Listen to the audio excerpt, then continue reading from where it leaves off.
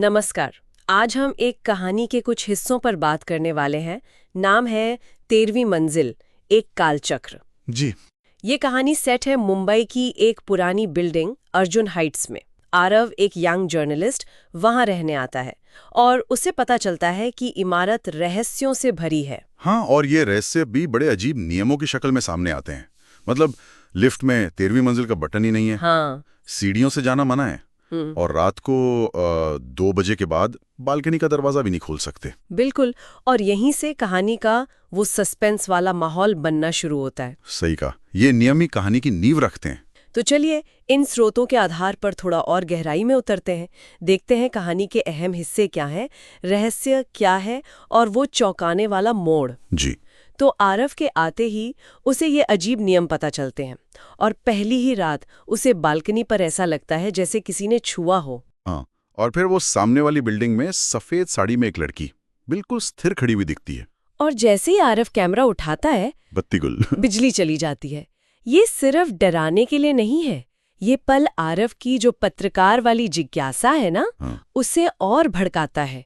उसे सीधा उस रहस्य की तरफ खींचता है जिससे उसे दूर रहने को कहा गया था। सही बात है। अच्छा, फिर अगली सुबह वो गार्ड से पूछता है इसके बारे में। हाँ। और गार्ड थोड़ा डरते हुए बताता है कि 5 साल पहले एक और पत्रकार जिसका नाम भी आरव था, अरे हाँ, वो 13वीं मंजिल की रिपोर्टिंग करते हुए गायब हो गया था। क्या बात है। मतलब नाम भी वही, पेशा भी वही। ये तो सिर्फ इत्तेफाक नहीं लगता। बिल्कुल। ये कहानी में वो गायब होने वाले पूर्ववर्ती वाला आइडिया तो है, पर नाम और पेशे का ये मेल इसे बहुत ज्यादा पर्सनल और थोड़ा अशुभ बना देता है। हाँ, जैसे कि आरव किसी तयशुदा रास्ते पे चल रहा हो। बिल्कुल, जैसे कोई चक्र हो जो दोहराया जा रहा हो। लेकिन आरव कहाँ मानने वाला था। वो चेतावनियों को मतलब नजरअंदाज कर देता है। हाँ, अपनी पत्रकार वाली आदत से मजबूर। वो सीढ़ियों से चढ़ता है, देखता है 12वीं के बाद सीधी 14वीं मंजिल है। हाँ। फिर एक दीवार पर खटखटाने से खोखली आवाज आती है। हाँ। और वो उसे तोड़ देता है। और दीवार के पीछे एक छुपा हुआ दरवाजा। हाँ।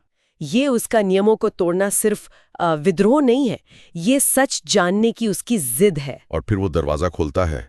अंदर ठंडी हवा, अंधेरा। दीवारों पर उसी पुराने गायब हुए रिपोर्टर की अखबार की कतरनें चिपकी हुई हैं। और टेबल पर मिलता है एक पुराना टेप रिकॉर्डर। यहीं पर कहानी एक बहुत ही डिस्टर्बिंग मोड़ लेती है। हाँ, क्योंकि उस टेप रिकॉर्डर में आवाज है। आरव की अपनी आवाज। अपनी ही आवाज। एक चेतावनी कि वो समय के फंदे में फंस गया है, कि दरवाजा खोलने पर वो बार बार वहीं वापस आ जाता है। अब ये क्या है? क्या सच में भविष्य की आवाज है या इमारत का कोई खेल? यही कहानी साइकोलॉजिकल लेवल पे उतरती है। ये जो टाइम लूप वाली बात है ना, ये सिर्फ कहानी आगे बढ़ाने का तरीका नहीं, ये शायद उस जगह का, उसका चरित्र है। हाँ। अपनी ही आवाज सुनना, वो भी चेतावनी देते हुए, ये आरव के साथ साथ हमें भी हिला देता है, सोचने पर मजबूर करता है कि सच क्या है। और तभी वो सफेद साड़ी वाली लड़की सामने आ जाती है। हाँ। और कहती है, आरव, कितनी बार मना किया 13वीं मंजिल मत आओ। ये आवाज में डांट से ज्यादा अपनापन लगता है, जो और भी डरावना है। बिल्कुल। आरव भागने की कोशिश करता है, पर दरवाजा गायब।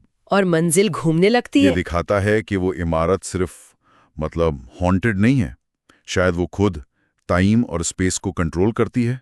एक जाल है वो। और आरव उसमें फंस गया। हाँ, उसका भागना बेकार है क्योंकि नियम अब फिजिक्स के नहीं, उस जगह के अपने हैं। और कहानी का अंत अगली सुबह होती है। गार्ड एक नए किराएदार को वही नियम समझा रहा है। वही नियम। नया किराएदार पूछता है, पिछला वाला पत्रकार कहाँ गया? और गार्ड कहता है, आरव, अरे वो तो सुबह होते ही गायब हो गया। और कैमरा पैन करता है ऊपर 13वीं मंजिल की बालकनी पर, जहां आरव खड़ा है, पर उसकी आंखें बदली हुई हैं, सफेद। चक्र पूरा हो गया।